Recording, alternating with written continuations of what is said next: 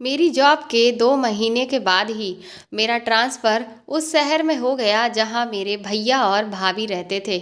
मैं उनसे मिलने के लिए बहुत खुश थी क्योंकि मेरी भाभी का मेरे साथ बहुत ही फ्रेंडली बिहेवियर था और भैया से तो मेरी हमेशा से ही खूब पटती थी। 3-4 दिन में ही मैं अपना सारा सामान लेकर उनके पास पहुंच गई। वह लोग भी मेरे आने से बहुत खुश थे। मेरे भैया के 2 प्यारे प्यारे बच्चे थे जिनके साथ खेलना मुझे बहुत ज़्यादा पसंद था। एक दिन मुझे 4 दिनों के लिए दूसरे शहर में मीटिंग के सिलसिले में जाना पड़ा। मैं अपना कुछ सामान लेकर और भाभी को 4 दिन बाद लौटने का कहकर वहाँ से निकल गई। लेकिन जैसे ही मैं फ्लाइट में बैठने वाली थी कि तभी मेरे पास मेरे बॉस का फ़ोन आया। उन्होंने मुझे बताया कि जो विदेशी क्लाइंट हमसे मिलने मीटिंग के लिए आ रहे थे, दरअसल वहाँ पर मौसम खराब होने की वजह से उनकी सारी फ्लाइट्स कैंसिल हो गई हैं। पर इसीलिए अब वह इस हफ्ते नहीं आएंगे। अब ये मीटिंग 2 हफ्ते के बाद रखी जाएगी। मीटिंग कैंसिल होने की वजह से मुझे वापस अपनी भाभी के घर लौटना पड़ा। जब मैं वापस घर पहुंची तो देखा कि दरवाज़ा तो अंदर से बंद था। मैंने काफ़ी देर तक बेल बजाई लेकिन किसी ने भी दरवाज़ा नहीं खोला। फिर मुझे ऐसा लगा कि शायद बेल खराब हो गई है। उसके बाद मैं बहुत देर तक दरवाजे को खटखटाती रही लेकिन कोई भी दरवाज़ा खोल ही नहीं रहा था, जिससे मुझे थोड़ी सी टेंशन होने लगी कि कहीं भाभी को कुछ हो तो नहीं गया, क्योंकि भैया भी अपने ऑफिस एक बार सुबह चले जाते हैं तो सीधा शाम को ही वापस आते हैं और अक्सर तो वह अपने काम के सिलसिले में शहर से बाहर ही रहते हैं।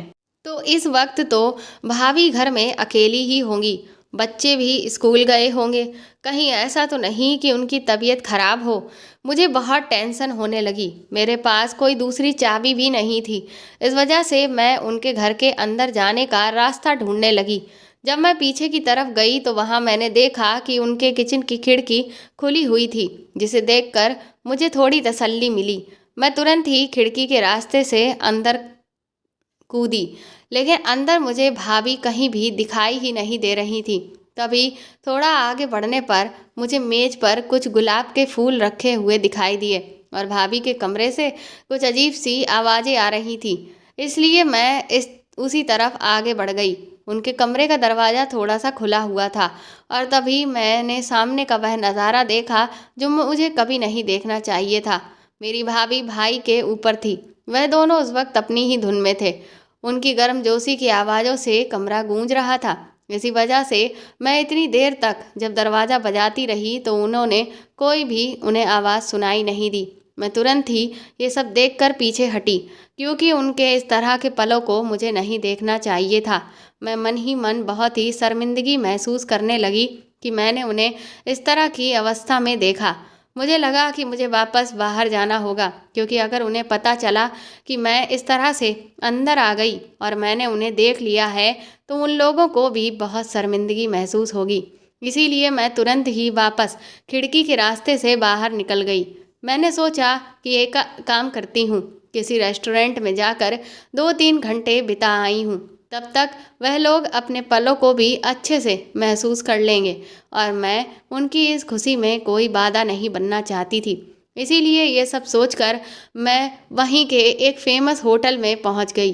अभी मैं वहां पर बैठकर अपने दिए हुए ऑर्डर का इंतज़ार कर ही रही थी कि तभी मैंने भैया को कुछ लोगों के साथ बाहर निकलते हुए देखा। उन्हें देखकर तो मेरे वहां पर होश ही उड़ गए कि भैया तो घर पर थे, लेकिन फिर वह अचानक से यहाँ कैसे आ गए। ये तो मेरे लिए बहुत ही आश्चर्य की बात थी। इसीलिए मैं अपने कदमों को रोक नहीं पाई और तुरंत ही उनके पीछे चली गई। मैंने उन्हें आवाज़ दी। मेरी आवाज़ सुनकर वो पीछे पलटे और मुझे वहाँ देखकर वह खुद बुरी तरह से चौंक गए। मैं कहने लगे कि तुम तो बाहर जाने वाली थी, फिर तुम यहाँ क्या कर रही हो। मैंने कहा कि वो दरअसल अचानक से मेरी मीटिंग कैंसिल हो गई, लेकिन आप यहाँ क्या कर रहे थे। तो वह कहने लगे कि अरे, मैं तो आज यहाँ सुबह से ही मीटिंग के लिए आया हुआ हूँ। अब जाकर मेरी मीटिंग खत्म हुई है, इसीलिए मैं वापस अब ऑफिस जा रहा था। लेकिन अगर तुम्हारी मीटिंग कैंसिल हो गई है तो तुम यहाँ क्या कर रही थी। तुम्हें तो घर जाना चाहिए था। घर का नाम सुनते ही भाभी की उस तरह की सारी चीज़ें मेरे दिमाग में घूम गईं। इसका मतलब उस वक्त मैंने जिस आदमी को भाभी के साथ देखा था वह मेरे भैया नहीं थे, वह तो कोई और ही था। इसका मतलब मेरी भाभी मेरे भाई को धोखा दे रही है। एक साथ मेरे दिमाग में न जाने कितने सारे सवाल चलने लगे और मैं अपनी ही सोच में गुम हो गई। तभी भैया ने मुझे हिलाते हुए कहा, रागिनी, किस सोच में पड़ गई हो? मैंने तुमसे कहा कि तुम वापस घर क्यों नहीं गई? तुम यहाँ क्या कर रही हो? अब मुझे कुछ भी समझ में नहीं आ रहा था कि मैं उन्हें आखिर क्या बताऊं कि मैं यहाँ पर क्या कर रही थी, क्योंकि मैं उन्हें किस मुंह से बताती कि मैं तो घर गई थी, लेकिन वहाँ पर मैंने जो कुछ भी देखा उसे देखते ही मैं वापस इस होटल में आ गई। मैंने उनसे बहाना बनाते हुए उस वक्त कहा कि वो दरअसल मेरी एक फ्रेंड ने अचानक ही मुझे यहाँ पर मिलने के लिए बुलाया है, तो मैं बस उसी का इंतज़ार कर रही थी। मेरी बात सुनकर भैया निश्चिंत हो गए और कहने लगे, चलो ठीक है, तो इसमें इतना परेशान होने वाली क्या बात है? तुम अपनी फ्रेंड से जाकर मिलो, मुझे भी ऑफिस जाने में देरी हो रही है। उसके बाद भैया अपने ऑफिस के लिए निकल गए, लेकिन मेरा तो सर दर्द की वजह से फटा जा रहा था। मुझे कुछ भी समझ में नहीं आ रहा था कि आखिर ये सब हो क्या रहा है। मैं तुरंत ही वहाँ से घर के लिए निकली। इस बार जब मैंने दरवाज़ा खटखटाया तो पहली बार में ही भाभी ने दरवाज़ा खोल दिया। मुझे सामने देखकर भाभी बुरी तरह से चौंक गईं कि मैं तो मीटिंग के लिए गई थी, फिर मैं यहाँ कैसे आ गई? तो मैंने उनसे कहा कि वो दरअसल मेरी मीटिंग कैंसिल हो गई थी और बस इसीलिए मैं वापस आ गई। उसके बाद वह मुझसे बिल्कुल नॉर्मल तरीके से बात कर रही थी, जैसा कि हमेशा से करती आई थी। मुझे तो अभी तक यकीन ही नहीं हो रहा था कि मैंने भाभी को उस वक्त किसी और के साथ देखा था, बल्कि भैया के साथ नहीं। मैंने एक बार फिर से खुद को सांत्वना देने के लिए भाभी से पूछा कि क्या भाई दोपहर को घर लौट कर आए थे? तो वह कहने लगी कि नहीं, तो तुम्हें तो पता है कि तुम्हारे भैया ज़्यादातर तो अपने काम के सिलसिले में शहर से बाहर ही रहते हैं, और जब यहाँ रहते भी हैं तो वह तो सुबह को जाते हैं और फिर सीधा रात में ही वापस आते हैं।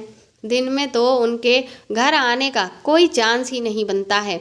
लेकिन तुम ये सब क्यों पूछ रही हो? तो मैंने उनसे कहा कि कुछ नहीं, बस ऐसे ही पूछा। उसके बाद मैं खाना खाकर अपने कमरे में चुपचाप बैठ गई, लेकिन मेरे दिमाग में अभी भी वही सब कुछ चल रहा था जो मैंने कुछ घंटों पहले देखा था। भैया के बच्चे मेरे साथ खेल रहे थे, लेकिन आज मेरा उनके साथ खेलने का बिल्कुल भी मन नहीं कर रहा था। मुझे बार बार अंदर ही अंदर से बहुत रोना सा आ रहा था। मेरा दिल कर रहा था कि मैं भाभी से जाकर पूछ लूं कि आखिर वह ये सब क्यों कर रही हैं और किस लिए कर रही हैं। वह अपने ही हाथों अपने बसे बसाए घर को क्यों उजाड़ना चाह रही हैं? क्यों वह मेरे भाई को धोखा दे रही है? मेरा भाई तो उन्हें कितना चाहता है, मेरा भाई उनकी कितनी कदर करता है, उनके लिए किसी भी चीज़ की कोई कमी नहीं होने देता। फिर आखिर वह उन्हें ऐसे धोखा क्यों दे रही है?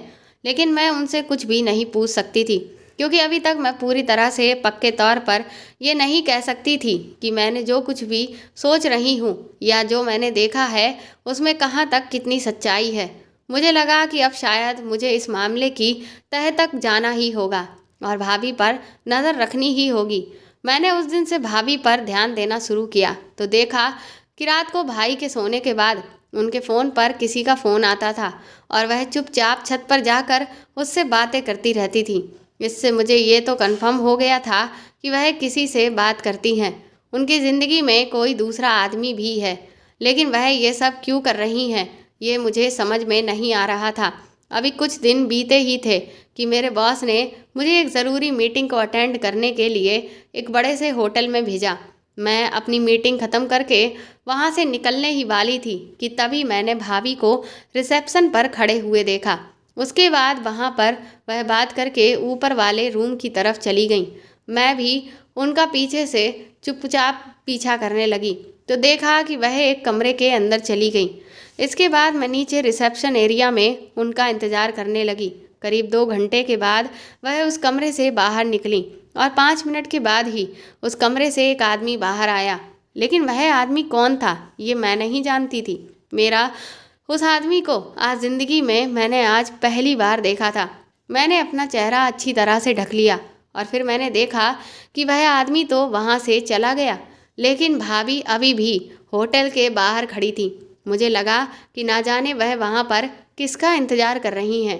तभी एक टैक्सी उनके सामने आकर रुकी और वह उस टैक्सी में बैठकर कहीं जाने लगी। मैंने भी तुरंत ही एक दूसरी टैक्सी बुलाई और उसे भाभी की टैक्सी का पीछा करने के लिए कहा। मुझे लगा कि शायद भाभी घर जा रही होंगी, लेकिन घर का रास्ता तो पीछे ही छूट गया था। तो फिर आखिर भाभी कहाँ जा रही थी? अभी हमारी टैक्सी आगे के रास्ते पर बढ़ ही रही थी कि फिर भाभी की टैक्सी दूसरे होटल के पास जाकर रुकी। उसके बाद वह टैक्सी से उतरकर होटल के अंदर चली गई। मैं भी तुरंत ही छुपकर उनके पीछे गई। फिर वह लिफ्ट से होते हुए उस होटल के एक रूम के अंदर चली गई और उस रूम से भी वह करीब 2-3 घंटे के बाद बाहर आई और उनके साथ में एक और आदमी निकला। इस बार इस आदमी को देखकर मेरे होश ही उड़ गए, क्योंकि ये आदमी और कोई नहीं बल्कि शिवम था। शिवम मेरी भाभी के जो बड़े भाई थे उनका दोस्त था। लेकिन वह इतनी दूर यहाँ पर क्या कर रहा था और भाभी उससे इस होटल के कमरे में ऐसे चुपचाप मिलने क्यों आई थी? मुझे ये सारा माजरा समझ में ही नहीं आ रहा था। मैं दोनों एक साथ होटल से बाहर निकले, लेकिन फिर अलग अलग टैक्सी में बैठकर वो लोग कहीं चले गए। मेरे तो दिमाग ने काम करना बंद ही कर दिया था। क्या भाभी एक साथ कई सारे आदमियों के साथ? मैंने अपने आप से कहा कि मैं ऐसा अपनी भाभी के बारे में कैसे सोच सकती हूँ। जब से भाभी की भाई से शादी हुई थी, मैंने कभी भी उन्हें ऐसी कोई हरकत करते हुए नहीं देखा था जिससे मुझे उनके चरित्र पर शक हो। बल्कि उन्होंने तो हमारे परिवार को बहुत ही अच्छे से संभाला था और मेरे माँ बाप की भी बहुत केयर की थी। हमें कभी भी ऐसा नहीं लगा कि भाभी किसी दूसरे घर की लड़की हैं, बल्कि उन्होंने हमें हमेशा अपने सर आँखों पर रखा। लेकिन फिर आज जो मैं अपनी आँखों से देख रही हूँ वह क्या था? वह लोगों के साथ होटल के कमरों में जाकर आखिर कर क्या रही थी? शाम को जब मैं लौट कर आई तो मैंने देखा कि भाभी बहुत ज़्यादा परेशान थी और जब मैंने उनसे पूछा कि आप इतना परेशान क्यों हो, तो वो मुझसे कहने लगी कि मैं तो घर में रह रह कर बोर हो जाती हूँ। तुम लोग तो सब अपने अपने कामों पर निकल जाते हो और बच्चे भी स्कूल के लिए चले जाते हैं। उसके बाद मैं घर में बिल्कुल अकेली रह जाती हूँ। तुम लोगों में से किसी के पास भी इतना टाइम नहीं है जो मेरे साथ में जाकर कहीं बाहर घूम कर आए। ऐसा करो, एक काम करो, तुम और तुम्हारे भैया एक दिन अपने ऑफिस से छुट्टी ले लो, फिर हम सब लोग मिलकर कहीं बाहर घूमने जाते हैं। बहुत दिन हो गए मैं कहीं बाहर घूमने नहीं गई हूँ और बच्चे भी कहीं बाहर घूमने के लिए नहीं गए हैं। मैंने उस वक्त उनसे हाँ में सिर हिला दिया, लेकिन मैं अपनी भाभी का सफ़ेद झूठ सुनकर दंग रह गई थी, क्योंकि आज ही मैंने भाभी को कई घंटे तक घर से बाहर घूमते हुए देखा। लेकिन फिर भी वह मुझसे ऐसे जता रही थी कि जैसे ना जाने कितने महीनों से वो घर से बाहर ही नहीं निकली थी। अभी कुछ दिन बीते ही थे कि एक दिन फिर से ऐसा हुआ कि जब मैं ऑफिस से जल्दी ही घर वापस आ गई तो भाभी ने दरवाज़ा खोल ही नहीं रही थी। मैं समझ गई कि उस दिन जो आदमी घर पर आया था शायद वही आदमी आज भी वापस आया हुआ होगा। ये सोचकर तो मुझे बहुत ज़्यादा गुस्सा आ गया। मैं गुस्से में बड़बड़ाई कि आज तो मैं इन लोगों को किसी भी हाल में छोड़ूंगी ही नहीं। मेरी भाभी मेरे भाई के साथ बहुत गलत कर रही है और उन्हें एक बार भी अपने बच्चों तक का ख्याल नहीं आया। वह अपनी इच्छाओं में इस कदर अंधी हो गई हैं कि अपनी सारी सीमाएं भूल चुकी हैं। मैं तुरंत ही किचन के रास्ते से घर के अंदर पहुंची तो अंदर के नज़ारा देखकर तो मेरे होश उड़ गए।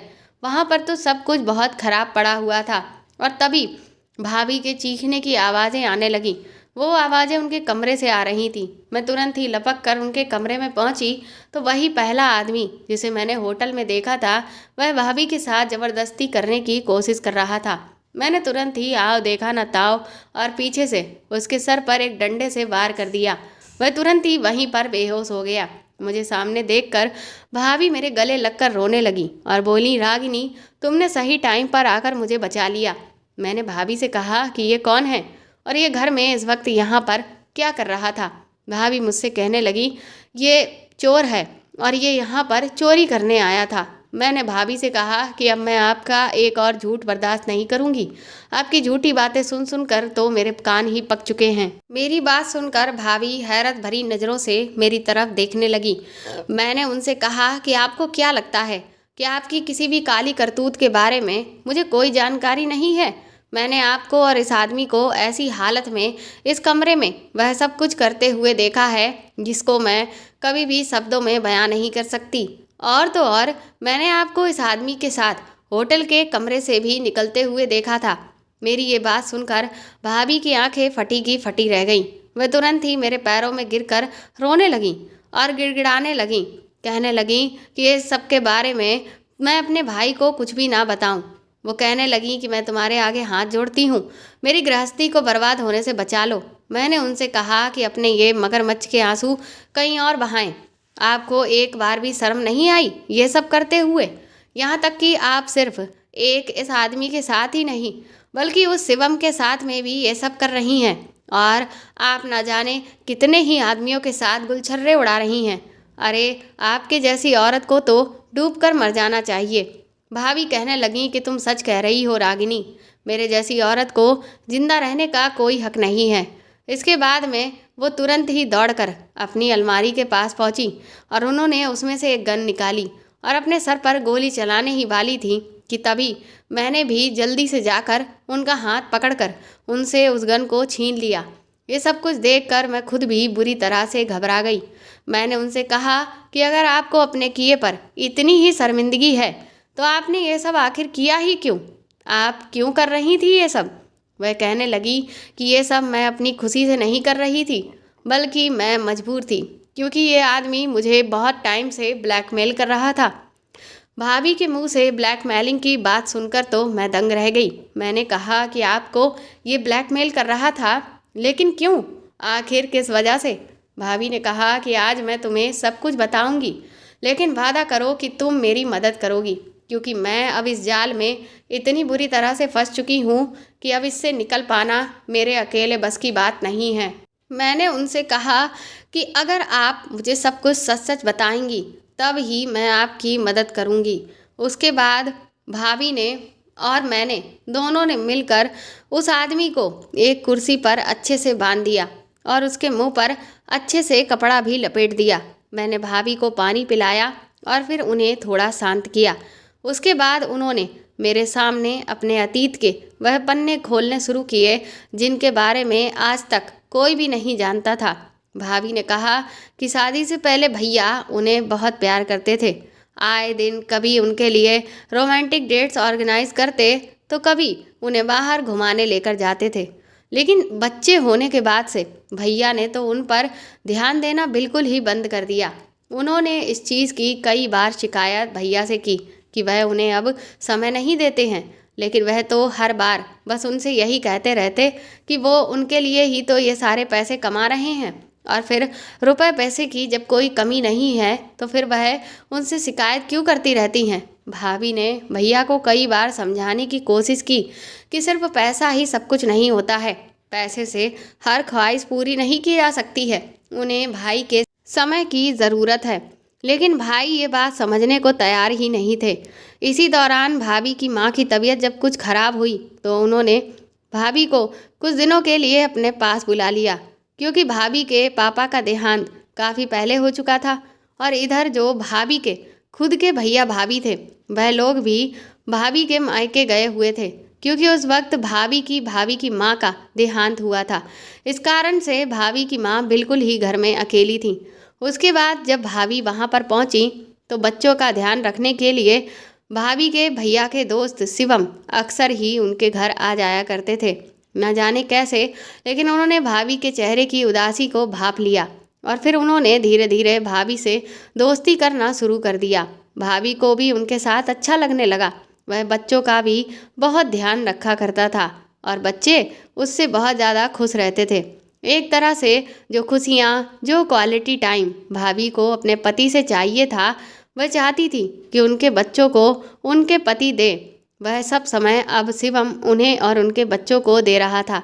इसी बीच जब उन्हें फिर वापस वहाँ से आना पड़ा तो शिवम ने उन्हें प्रपोज कर दिया। जिसे सुनकर वह पूरी तरह से चौंक गई और उन्होंने उसके प्रपोजल के लिए बिल्कुल ही साफ इनकार कर दिया।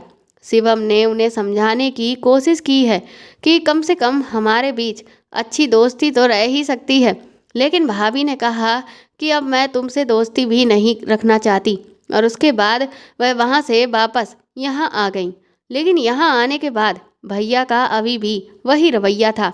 भाभी ने कई तरीके अपनाए थे कि भैया उन पर ध्यान देना शुरू करें, लेकिन उन्हें तो किसी भी चीज़ से कोई मतलब ही नहीं था और इधर भाभी को अकेलापन खाए जा रहा था।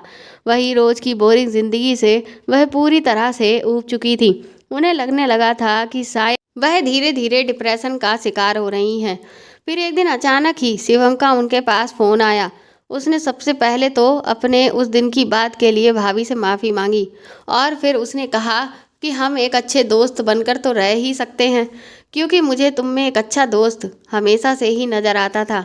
भाभी ने सोचा कि दोस्ती में तो कोई बुराई नहीं है और फिर उस दिन से उनकी शिवम से बातचीत शुरू हो गई। धीरे धीरे शिवम उनसे मिलने के लिए आने लगा, लेकिन शिवम का घर आना भैया को बिल्कुल भी पसंद नहीं आया। इसीलिए भाभी ने फिर शिवम से घर आने के लिए तो मना कर दिया, लेकिन शिवम ने भाभी से मिलने के लिए फिर होटल का रास्ता चुना। और जब एक दिन भाभी होटल में शिवम से मिलने के लिए गई तो वह उस दिन अपनी सारी सीमाएं लांघ गई थीं, क्योंकि उस वक्त उन्होंने जैसे ही शिवम से थोड़ा सहारा मिला तो उनके कदम बहक गए और फिर वह सब कुछ कर बैठी जो उन्हें कभी भी नहीं करना चाहिए था। इसके बाद तो ये एक जैसे सिलसिला सा चल पड़ा था। जब वह चीज़ एक बार हुई तो फिर वह बार बार होने लगी। शिवम ने उन्हें समझाया कि इस सब में कोई भी बुराई नहीं है, क्योंकि इससे उन्हें भी सुकून मिलता है और उसे भी। इसके बाद जब भाभी दोबारा से अपने मायके गईं तो फिर उन दोनों का आपस में एक बार फिर से मिलने का मन करने लगा, लेकिन आखिर वह वहाँ पर कहाँ जाते, उन्हें ये बात समझ में नहीं आ रही थी।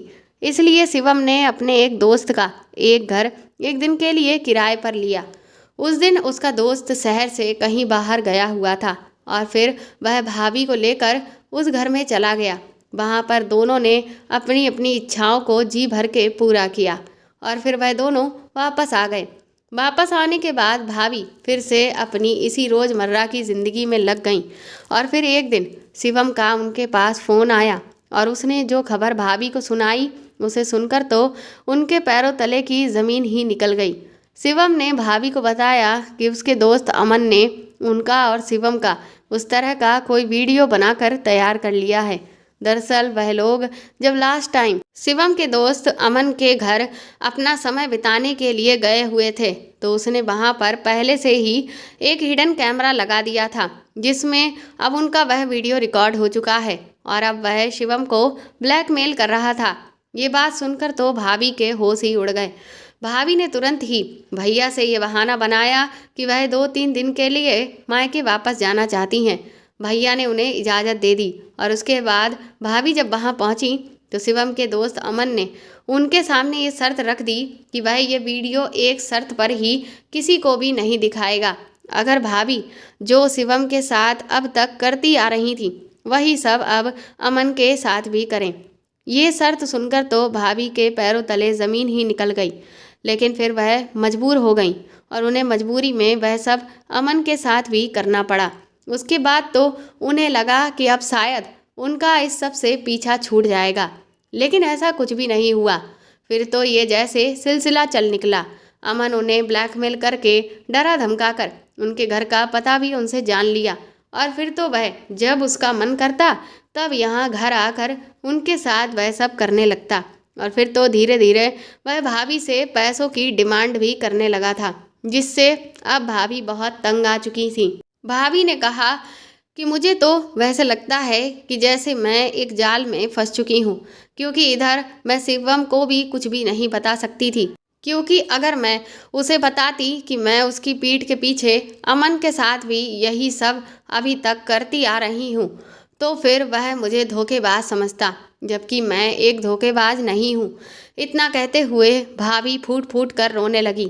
तभी मैंने देखा कि अमन को होश आ गया। मैंने उससे तुरंत ही उसका फ़ोन छीना और उसके फ़ोन में पड़ा हुआ वह भाभी और शिवम का वीडियो डिलीट कर दिया। मैंने उससे कहा कि अब आज के बाद अगर तुम मेरी भाभी के आसपास भी नजर आए तो मैं तुम्हारी पुलिस में कंप्लेंट करूंगी। मेरी बात सुनकर वह जोर जोर से हंसने लगा। कहने लगा कि तुम्हें क्या लगता है मेरे फ़ोन से वीडियो डिलीट करने से तुम्हारी भाभी बच जाएगी? अरे अभी एक वीडियो तो शिवम के फ़ोन में भी पड़ा हुआ है। उसकी ये बात सुनकर तो मेरे और भाभी के दोनों के ही होश उड़ गए। भाभी ने कहा कि आखिर तुम कहना क्या चाहते हो? तब अमन ने बताया कि ये सब तो शिवम का ही बना बनाया प्लान था। उसने ही कहा था कि वह बहाने से तुम्हें मेरे घर बुला लेगा और फिर तुम्हारा वीडियो भी तैयार कर लेगा और फिर मैं सामने से आकर तुम्हें ब्लैकमेल करूँगा, तुम्हारे साथ अपनी इच्छा भी पूरी करूँगा और तुमसे पैसे भी ले लूँगा और फिर वह पैसे मेरे और शिवम के बीच में आधे आधे बट जाएंगे। इस तरह से हम दोनों मिलकर तुम्हें खूब पैसों से भी लूटते रहेंगे और तुम्हारे शरीर से भी तुमको खूब लौट कर फ़ायदा उठाते रहेंगे। और तुम इतनी बड़ी बेवकूफ़ औरत निकली कि तुम्हें इस सब की आज तक भनक तक नहीं लगी कि किस तरह से हम दोनों मिलकर तुम्हारा कैसे फ़ायदा उठा रहे थे। ये सब सुनकर तो भाभी फूट फूट कर रोने लगी। वह बोली कि अब मेरे पास मरने के सिवा और कोई ऑप्शन नहीं है। इन दोनों के चक्कर में पड़कर मैंने अपनी बसी बसाई गृहस्थी बर्बाद कर ली। अगर मैंने अपनी इच्छाओं पर काबू किया होता तो आज मुझे ये दिन देखना ही नहीं पड़ता। मैं एक बहुत बुरी माँ हूँ। मेरे बच्चों को मेरे जैसी माँ कभी भी नहीं मिलनी चाहिए। भाभी एक बार फिर से खुद को मारने की कोशिश करने लगी। मैंने उनसे कहा कि जज्बाती होकर आप फिर से कोई बेवकूफ़ी ना करें। पहले ही आप अपनी ज़िंदगी खराब करने के लिए बहुत सारे इस तरह के कदम उठा चुकी हैं, लेकिन कम से कम अब तो कोई भी ऐसा काम ना करें। अब तो कम से कम अपने बच्चों के बारे में सोच लें कि अगर आपको कुछ हो गया तो आपके बच्चों का क्या होगा? वह तो बेचारे बेसहारा हो जाएंगे। वह मुझसे कहने लगी कि तो फिर अब तुम ही बताओ कि मरने के सिवा मेरे पास और क्या रास्ता बचा है? आखिर इस सबसे मैं कैसे बचूंगी? मैंने उनसे कहा कि आप बिल्कुल भी फिक्र मत करिए, हम लोगों को ठंडे दिमाग से सोचना होगा, इसीलिए आप थोड़ी देर शांत रहिए। मैंने भाभी से कहा कि अब आप ऐसा करिए कि हमारे पास अब एक ही रास्ता है कि आप भैया को सब कुछ बता दीजिए। मेरी बात सुनकर भाभी बुरी तरह से रोने लगी। बोली, मैं तुम्हारे भैया को ये सब नहीं बता सकती। अगर उन्हें ये बात पता चल गई तो वह तो मुझे तलाक ही दे देंगे और मैं उन्हें किसी भी कीमत पर छोड़ना नहीं चाहती हूँ। इससे तो अच्छा यही होगा कि मैं मर ही जाऊँ। मैंने उनसे कहा कि आप समझती क्यों नहीं, हमारे पास इसके सिवाय और कोई दूसरा रास्ता नहीं है। पर भाभी भैया को सब कुछ बताने के लिए किसी भी हाल में तैयार ही नहीं थी। इधर अमन अपने आप को बहुत स्मार्ट समझ रहा था और इसीलिए वो बहुत ज़्यादा खुश हो रहा था कि तभी भाभी के फ़ोन की घंटी बजी। भाभी ने जब फ़ोन की तरफ देखा तो भाई ही उन्हें फ़ोन कर रहे थे। वह बुरी तरह से घबरा गई। मैंने उनसे कहा कि आप बिल्कुल भी परेशान मत हो और आराम से रिलैक्स होकर भाई का फ़ोन उठाओ। मेरे कहने पर उन्होंने भाई का फ़ोन उठाया तो हमें ये बात पता चली कि भाई तो 2 हफ्ते के लिए शहर से कहीं बाहर जा रहे हैं और बस अभी आधे घंटे में ही वो घर पहुंच रहे हैं। और उन्होंने भाभी से उनका बैग पैक करके तैयार रखने को कहा क्योंकि उन्हें तुरंत ही निकलना होगा। ये सुनकर तो भाभी बुरी तरह से हड़बड़ा गई कि अब वो क्या करेंगी। और इधर अमन भी उनके सामने बैठा हुआ था। मैंने उनसे कहा कि आप बिल्कुल भी परेशान मत होइए। मैंने भाभी से कहा कि आप ऐसा करिए, पूरे घर की सारी चीज़ें सही से रख दीजिए और अमन को हम दोनों लोग अपने कमरे में बंद करके रखेंगे जब तक कि भाई यहाँ से चले नहीं जाते। उसके बाद हम लोगों ने ऐसा ही किया। भाई तो इतनी जल्दबाजी में थे कि उन्होंने किसी भी चीज़ पर कोई ध्यान ही नहीं दिया। वो घर आए और उन्होंने अपना सीधा बैग उठाया और तुरंत ही निकल लिए। तब हम दोनों ने थोड़ी देर चैन की सांस ली। मैंने अपना कमरा अच्छे से बंद कर दिया और अमन को भी बहुत अच्छे से बांध दिया था। मैंने भाभी से कहा कि आप एक काम करो, आप शिवम को अभी तुरंत ही फ़ोन करके यहाँ बुलाओ और उससे कहो कि आप इस वक्त घर में बिल्कुल ही अकेली हैं और इसीलिए आप उसके साथ कुछ समय बिताना चाहती हैं। भाभी ने मेरे कहे अनुसार ठीक वैसा ही किया और शिवम, जो कि हमेशा ही इन सब चीज़ों के लिए तैयार बैठा रहता है, वह तुरंत ही तैयार होकर आ गया। वो अगले दिन ही घर आ चुका था। भाभी ने उसे चाय बनाकर पिलाई। मैं भी अपने कमरे में छुप गई थी और छुपकर ही मैंने उसकी चाय में नशीली दवा मिला दी थी चाय पीते ही वह अपने होश खोने लगा। उसके बाद मैंने पुलिस को फ़ोन करके बुला लिया और उन्हें सारी बातें बता दी कि ये लोग किस तरह से मेरी भाभी को ब्लैकमेल कर रहे थे और उनका गलत तरीके का वीडियो बना दिया था। उसके बाद पुलिस ने शिवम के फ़ोन से भी उस वीडियो को डिलीट कर दिया। मेरे बहुत रिक्वेस्ट करने पर पुलिस वाले इस बात के लिए तैयार हो गए कि आगे की जो भी कार्रवाई होगी उसकी सारी जानकारी वह सिर्फ मुझे ही देंगे और घर पर किसी को भी नहीं भेजेंगे, क्योंकि अगर ये सब के बारे में मेरे भाई को कहीं से भी पता चल गया तो मेरी भाभी की ज़िंदगी बर्बाद हो जाएगी और मेरा भाई भी इस सब से न जाने क्या कुछ कर बैठेगा और मैं अपने भाई के साथ कुछ भी गलत नहीं होने दे सकती थी। उसके बाद पुलिस शिवम और अमन दोनों को ही अपने साथ पकड़कर ले गई और उन पर केस चलने लगा। इधर जो भी सबूत और भाभी की गवाही थी जो उन्होंने कोर्ट में दी थी, उसके बिना पर शिवम और अमन दोनों को 10 साल की सज़ा हो गई। इस केस से जुड़ी जितनी भी कार्रवाई थी उसको मैंने ही हमेशा आगे जाकर हैंडल किया ताकि भैया को इन सब चीज़ों के बारे में बिल्कुल भी पता ना चले। भाभी दिल ही दिल में बहुत शर्मिंदा थी और अपनी ही नज़रों में पूरी तरह से गिर चुकी थी, पर मैंने उन्हें समझाया कि आपने जो गलती की है अब उसकी कोई माफ़ी तो नहीं है, लेकिन अब आप अपने आप से एक वादा करिए कि अब आप सिवाय मेरे भैया के और किसी के बारे में भी नहीं सोचेंगी। उन्होंने मुझे बहुत बहुत शुक्रिया कहा क्योंकि मेरी ही वजह से उनकी बसी बसाई गृहस्थी उजड़ने से बच गई थी। उन्होंने कहा कि तुम्हारे जैसी ननद पाकर मैं धन्य हो गई हूँ, वरना तुम्हारी जगह अगर कोई और होता तो वह तो मुझे अपने भाई से तुरंत ही तलाक दिलवा देता। भाभी का सोचना बिल्कुल सही था। जब पहली बार मुझ पर अपनी भाभी की सच्चाई खुली थी तो मैंने भी यही सोचा था, लेकिन मैं बहुत अच्छे से जानती थी कि मेरा भाई भाभी से बहुत प्यार करता है। अगर वह दोनों अलग हो भी जाते तो शायद मेरा भाई इस गम में पागल ही हो जाता और मैं अपने भाई की ज़िंदगी और बसी बसाई ज़िंदगी बिल्कुल भी उजड़ने नहीं दे सकती थी। भाभी ने मुझसे वादा भी किया कि अब वह सिर्फ और सिर्फ अपने बच्चों और अपने पति पर ही ध्यान देगी। शिवम और अमन को उनके किए की सज़ा मिल चुकी थी और भाभी को भी सबक मिल चुका था। तो दोस्तों, आपको ये कहानी कैसी लगी हमें कमेंट करके ज़रूर बताएं और प्लीज़ इस कहानी को ज़्यादा से ज़्यादा शेयर और लाइक करके मेरे चैनल को सपोर्ट करें। साथ ही अगर आप चाहें तो मुझे सुपर थैंक्स भी खरीद कर दे सकते हैं। सुपर थैंक्स का ऑप्शन आपको इस वीडियो के नीचे दिए हुए सभी ऑप्शंस में दिख जाएगा, जो कि हार्ट शेप में बने हुए डॉलर के साइन के तौर पर है। और अगर आप मेरे चैनल पर नए हैं तो सब्सक्राइब करके बेल आइकन को ज़रूर दबा दीजिएगा, ताकि आगे भी मैं आपको ऐसी ही अच्छी कहानियाँ सुनाती रहूँ। Thank you.